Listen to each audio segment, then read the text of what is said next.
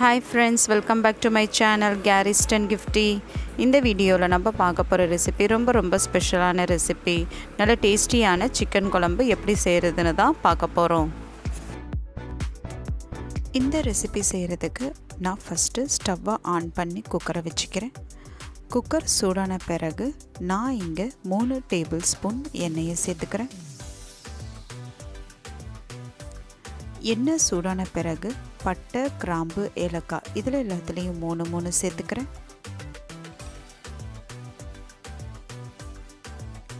2 medium size பெரிய வெங்காயம் பொடிசாக நறுக்கி வச்சுருக்கேன், அதை சேர்த்துக்கிறேன். 2 பச்சை மிளகாய் பாதியாக கீறி வச்சுருக்கேன், அதையும் சேர்த்து நல்லா வதக்கிக்கிறேன்.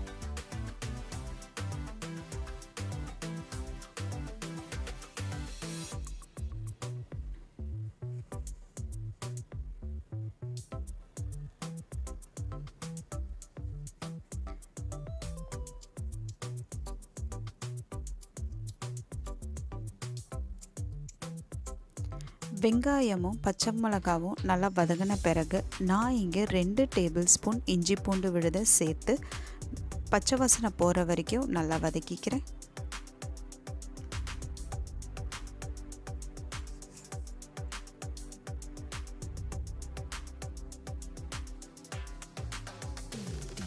இஞ்சி பூண்டு விழுதோட பச்சை வாசனை போன பிறகு நான் இங்கே மீடியம் சைஸான 2 பழுத்த தக்காளி எடுத்திருக்கேன், பொடிசாக நறுக்கி வச்சுருக்கேன், அதையும் நான் நல்லா சேர்த்துக்கிறேன்.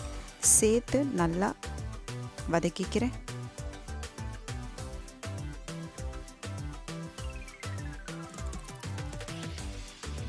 எண்ணெயில் நல்லா வதங்கின பிறகு நான் இங்கே 1 டீஸ்பூன் மஞ்சத்தூள், 1 டேபிள் ஸ்பூன் மிளகாய்த்தூள், 2 டேபிள் ஸ்பூன் தனியாத்தூள் இதை எல்லாத்தையும் சேர்த்து நல்லா மிக்ஸ் பண்ணிக்கிறேன்.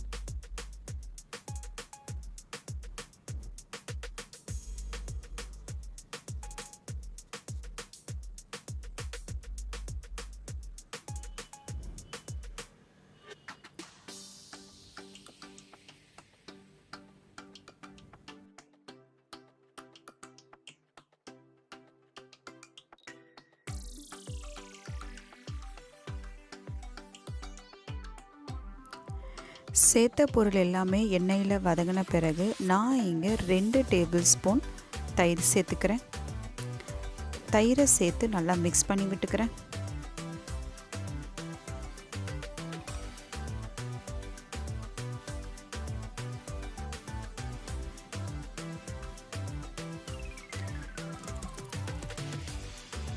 இப்போ பாருங்கள், சேர்த்த தயிர் எல்லாமே எண்ணெயிலேயே நல்லா வதங்கிருச்சு.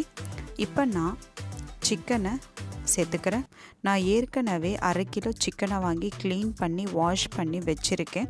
அந்த சிக்கன் பீசஸை ஒன்று நான் இதில் சேர்த்துக்கிறேன். சேர்த்து பச்சை வாசனை போகிற வரைக்கும் நல்லா எண்ணெயிலேயே வதக்கிக்கிறேன்.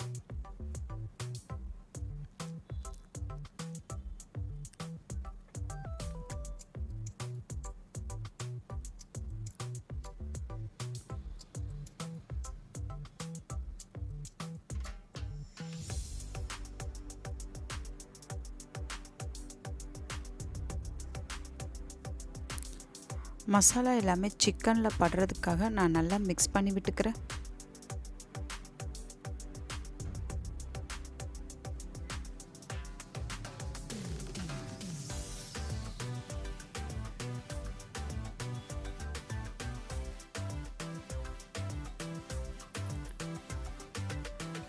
சிக்கனோட பச்சை வாசனை போன பிறகு நான் இங்கே 1 கிளாஸ் தண்ணியை சேர்த்துக்கிறேன். தண்ணியை சேர்த்து நல்லா மிக்ஸ் பண்ணி விட்டுக்கிறேன்.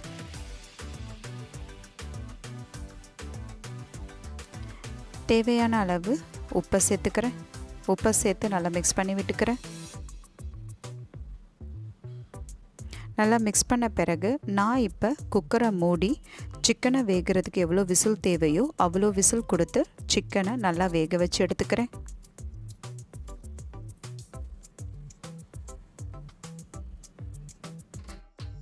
விசில் கொடுத்து முடிச்சாச்சு. வாங்க சிக்கன் வெந்திருக்கான்னு பார்க்கலாம். சிக்கன் நல்லா வெந்துருச்சிங்க. ஸோ இப்போ நான் 1 கைப்பிடி அளவு கொத்தமல்லி எடுத்து பொடிசாக நறுக்கி இதில் சேர்த்து நல்லா மிக்ஸ் பண்ணி விட்டுக்கிறேன்.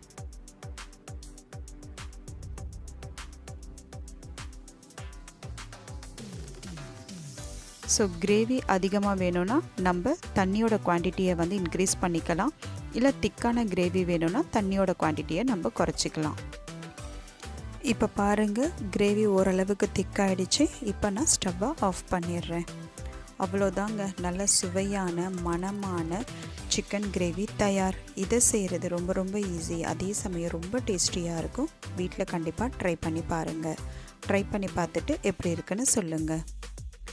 இந்த சிக்கன் கிரேவி நம்ம இட்லி, தோசை, சப்பாத்தி, பூரி, சாதம், நெய் சோறு இந்த மாதிரி நிறைய டிஷ்ஷஸ்க்கு சைட் டிஷ்ஷாக வச்சு சாப்பிட்லாம். ரொம்ப அருமையாக இருக்கும். இந்த வீடியோவில் நான் பண்ண ரெசிபி உங்களுக்கு பிடிச்சிருந்துச்சுன்னா என்னோடய சேனலை சப்ஸ்கிரைப் பண்ணுங்கள், லைக் பண்ணுங்கள், ஷேர் பண்ணுங்கள், கமெண்ட் செக்ஷனில் கமெண்ட் பண்ணுங்கள்.